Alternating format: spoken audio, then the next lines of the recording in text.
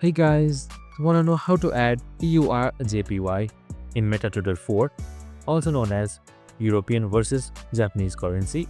On this video, I'm going to show you an easy step-by-step guide on how to do it. It's super simple, so let's get straight to it. Now first up, in order to add EURJPY, on the bottom left, you can see this small quote icon right here. Arrows with two different contrasts.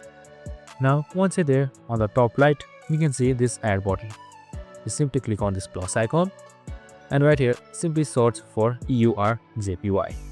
Now once you have found it, just simply check on it once and it has been successfully added to your quotes. Now go back and right here you can see EURJPY. Just simply click on it and then select open chart. And that's it. After a while, your chart data should open and you have successfully added EURJPY. And that's it. I hope this video helped. If it did, make sure to like, subscribe and tune in with us for more of these videos. See you in the next one.